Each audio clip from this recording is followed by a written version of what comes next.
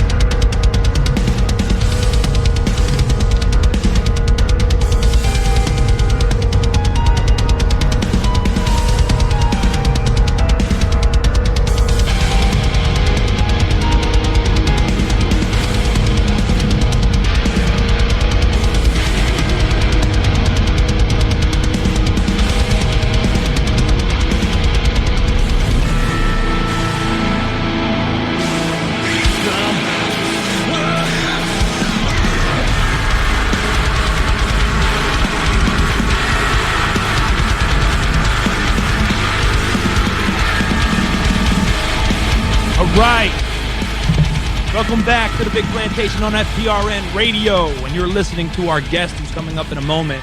I'd just like to take a minute to recap and summarize what we were talking about right before the break, because it's really crucial and important for this conversation, or these series of conversations coming up now, which is that in answer to all those things and the negativity in the mainstream arena of music and pop culture, the answer to that is to push independent music and free-thinking music, because that's the only place where people will be fed that kind of ideology that is necessary right now for people to be free, for people to be free-thinking, for people to make decisions on their own and decide what kind of music they like, other than what those that would feed these type of pop culture icons to them, so that they can decide what it is that they're going to consider to be cool, or what their thought process should be on that. And nobody does that better, properly, than true musical icons. And those should be rising to the top of people's lists of influences naturally, by people becoming fans of music that they like and identify with, and people learning the lyrics of artists who are writing for a reason. True artists are the type to write honestly and write what they think and feel. And that, by listening to that, is going to train a person who's listening to it to be more honest with themselves, or to take a more objective view at the world they're dealing with. And we need to get back to that in this country. We need the youth, certainly, to be way more impassionate about artists they care about, not artists that are told from corporate entities what to say, or even higher up, if you're a conspiracy theorist like I am, I guess, being told how to carve culture. And that's why we try to bring to the Big Plantation interviews and music of artists that we feel that have that captivative spirit, or that do it yourself and give a fuck what is going to be accepted in the mainstream world. And that's the way we will build back that stolen history in this country of music meaning something. Got 99 problems, but guess ain't one. And yeah, we're on the line here with one of those independent artists, Brandon Trapani from the band Lorelei. They just released their debut album, Lore of Lies, earlier this week. Again, I'm a huge metalhead, so I hope everyone's used to it at this point. But yeah, another metal band, and I'll tell you what, I listened to a lot of metal in my day, and especially for a debut album, this is one really cool, really different album, as you heard in the our intro here from the break. Just very atmospheric and kind of sets a really immersive tone. But Brandon, we'll let him speak for himself. Brandon, are you there? Hey, what's up, guys? Nice to be here. Thanks a lot for coming on the show, man. So no we'll start off with kind of covering the band and stuff like that. What is Lorelei to you? Because it seems to me that there's like a specific kind of, almost like a Halloween feel to the album, like a certain tone.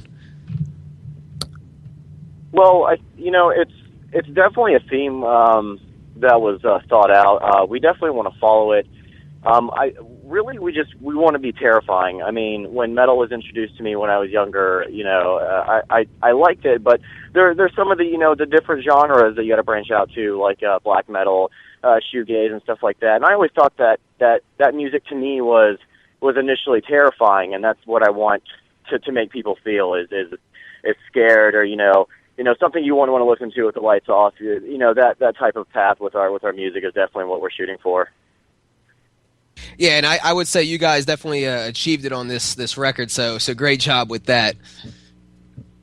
And there's a couple of things that are unique. You guys have like a dual vocalist role, which you don't see too often, and even less you see it pulled off well. Like I remember they're broken up now, but Fell Silent, they were pretty. That was part of their thing that was really setting them apart. What made you guys do that, and how big of a role do you have in the actual lyric writing? Well, I think Fell Silent was actually the band that inspired me to do it, and it's a little bit more or less about trying to be sporadic with our vocal writing, and more so to have contrast when you're listening. So there's just so much emotion coming from both vocalists. A lot of different tones. It doesn't get bland or stale. As you're listening, a lot of surprises with two vocalists. I mainly handle a majority of the lyric writing. We usually map out the concept, and then I'll kind of just write along to the music, following the concept and the story. Yeah, and what really sets it apart for me, especially that works so well to your particular band's advantage, is the amount of dissonance that it creates having two vocalists. Like you said, there's a lot of different tones, and it just sounds so chaotic. It's almost like an assault of sound, and it just it really works well to the tone. I really honestly have not heard too many, because I'm not really well versed in black metal. That's not my thing, and this is definitely not black metal. I mean, for anybody listening, because I know that might be a turnoff to a lot of people, but that's the best way I could describe it is just the tone and the atmosphere that it creates. It is really creepy. So what kind of future plans do you have? Is this something that you want to like carry out in future endeavors, or you thinking about switching it up, or what kind of things can we expect in the future? Most definitely. We're definitely going to stick with the dual vocalist style. It can be difficult to write sometimes, but at the end of the day, once it's finally tracked and it's all good to go, it's definitely rewarding for us. Really, with this record out, our ambitions kind of go towards thinking of a new concept and how we can take, another story and make that terrifying, make it, something, just the overall atmosphere of our albums, that our ambitions anyways, we want it to go whatever with the story, with the sound, and then make it terrifying on top of it. So was there a story, would you say, that went along with this? Because to me, it gave me a very like Salem witch trials vibe or something like that. What was the story on this album?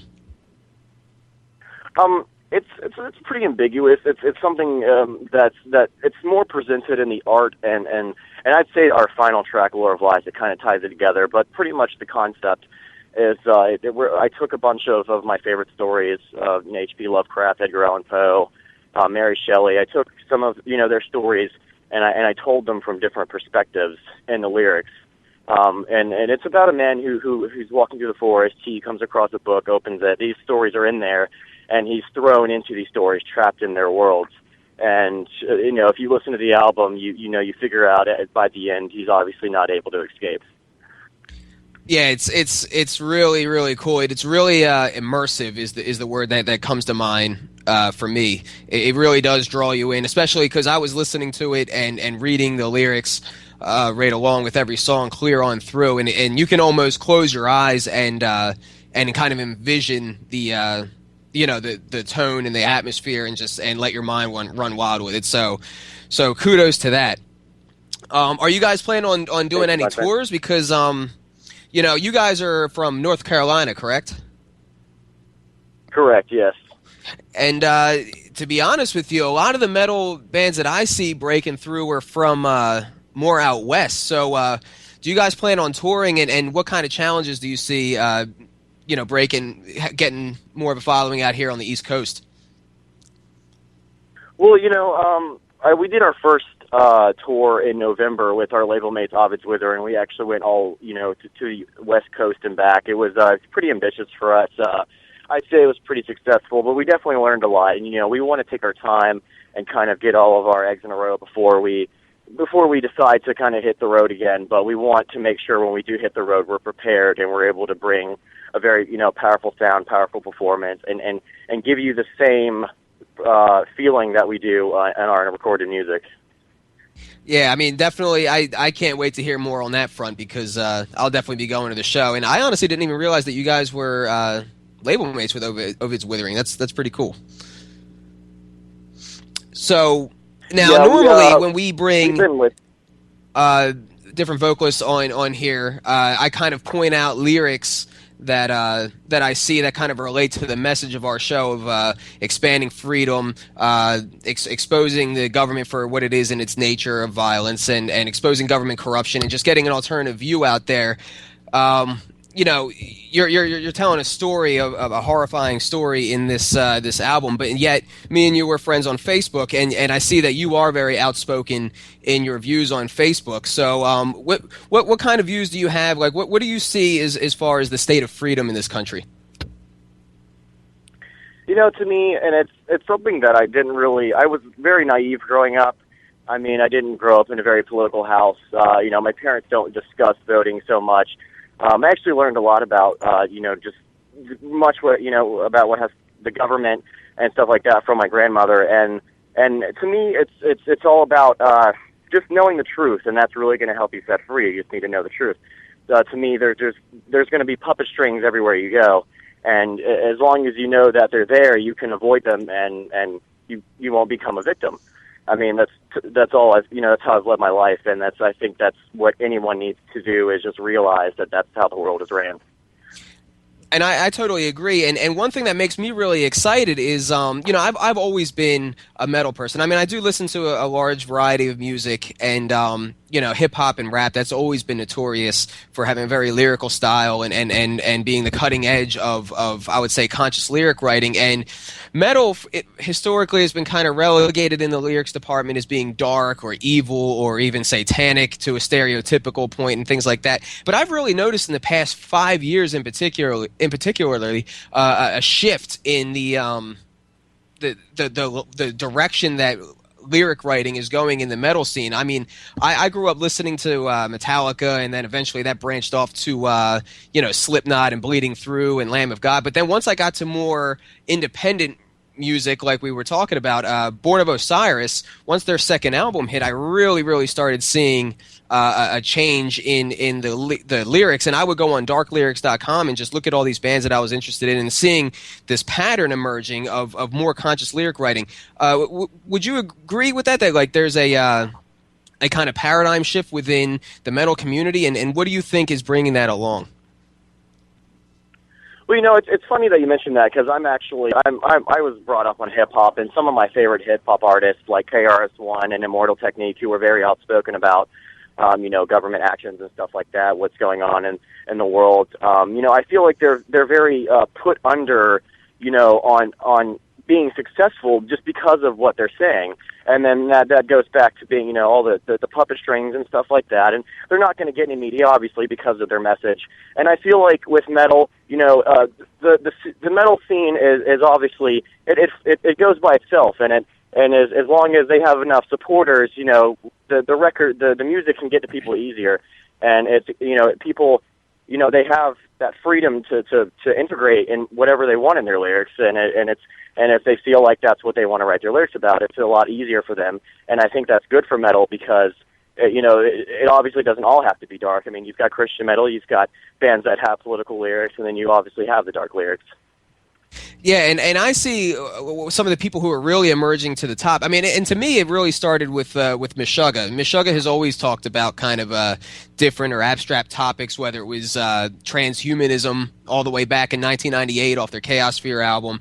Now in their latest album, talking about, they have a song named the demon's name is Surveillance, and a lot of the scene is kind of inspired by Meshuggah musically and everything, and I just see such a pattern of almost geek style writing from the same kind of geek style writing.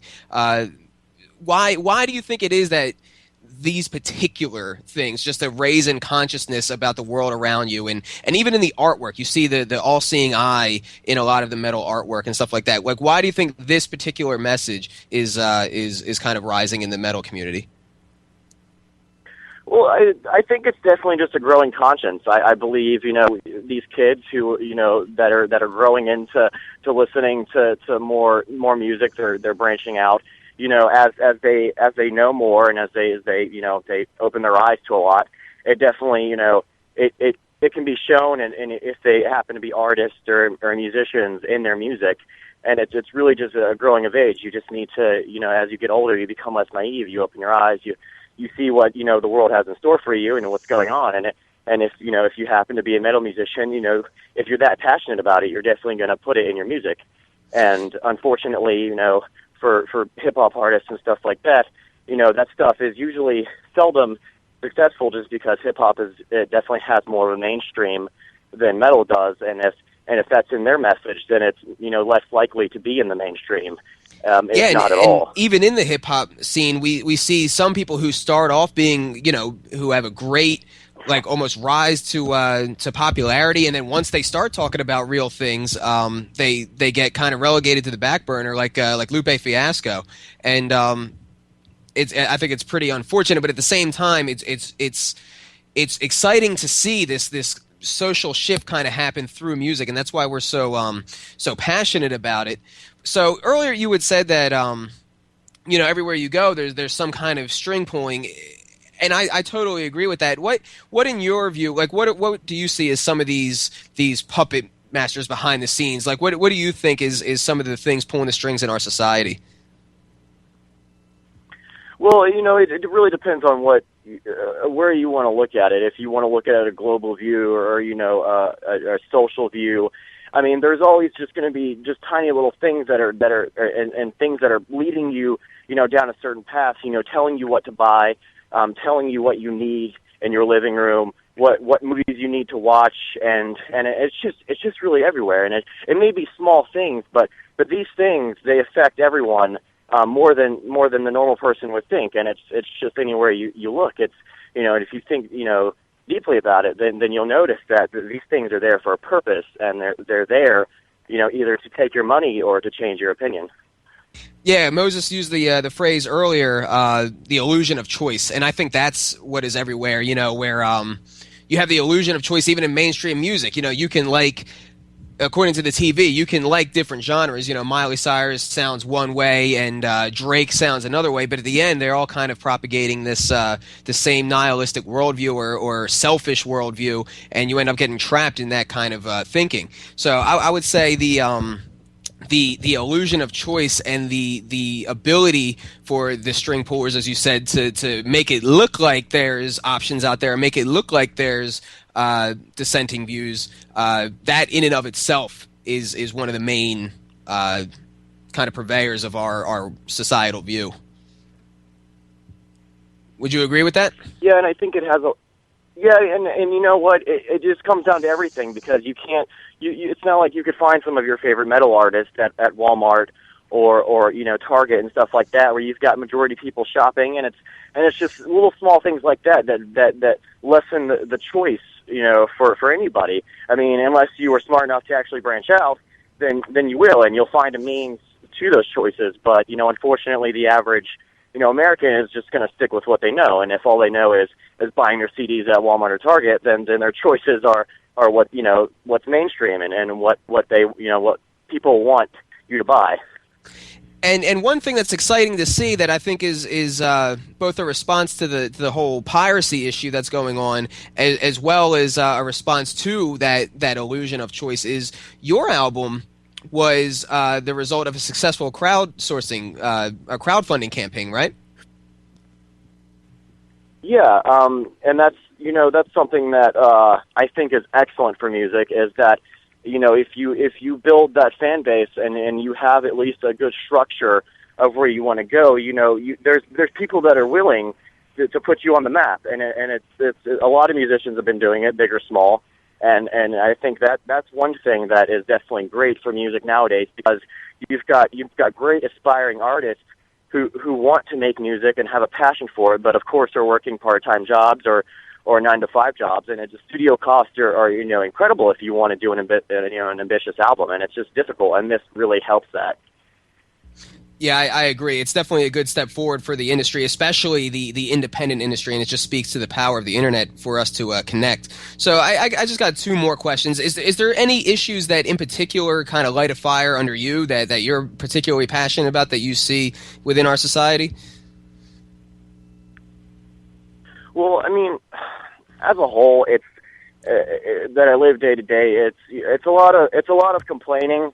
And it's a lot of no action. I mean, there's too much, there's too many people that have something to say, and they actually have articulate things to say. It's just that there's no presence of action and changing those things, and actually closing your laptop, heading down to wherever this problem is, and either supporting it or protesting it or doing something to change it. And that's where it is. Everyone can type, a status on Facebook that can get, several something likes, and that seems like, you're doing something, but it's really not. And that's just one of the biggest issues with me, because I like to change things at a small rate, and, just do the little as you can. And unfortunately, that's not even present with our society. I totally agree. And, I got my last question is can we expect any kind of project to come from Lorelei that reflects this message, or to use your position as an artist to kind of expound on your views or expound to some of the solutions for this these illusions that are just all over our society? It's definitely possible. I've always wanted to integrate that into my into music, and not more or less just speaking about it, but showing the terrifying aspect of it, because it of course is a terrifying thing that people have little control, and that there's people much more above even our president who have the strings to tell us what to do, and in my heart I believe that's terrifying, and I've always wanted to maybe kind of branch out and maybe integrate that in lyrics and stuff like that to show to make it terrifying and not just talking about it. Oh yeah, I mean we especially we as independent news broadcasters and things like that, we see the horror all the time, whether it's manufactured poverty and homelessness, or manufactured health issues that are created for profit, or just plans to people call it conspiracy theories and stuff like that, but it is a historical fact that the government has engaged in false flag attacks and things like that, and you always have to be aware of these things, and it's just so multifaceted, so layered that you really could probably make an entire album based on the horror of that and keep the same kind of tone and atmosphere as the debut album. But we're coming up on the break. Anything else that you want to say, and then of course where can people find your music? Definitely, you can check us out on Bandcamp. You can find us on several blogs. We don't mind if anyone downloads the album, and if they like it, just throw us $10. If not, that's cool. I definitely appreciate you guys having me, and you guys take care. You too, Thanks bro. a lot. You Thanks too. for being That's here. Brandon Trapani from Lorelei. Debut album, Lore of Lies, is definitely really unique, definitely different, very heavy. Go check it out. And as you said, he is he just wants to get the music out, so go ahead and download it. Support independent music, support real artists, support outspoken artists, and just do everything you can as with your wallets and your voice and everything to change those around you. We'll be right back. We have another band interview coming up for Steve Denning, one of the vocalists of Half Lip. Half Lip on FDRN Radio.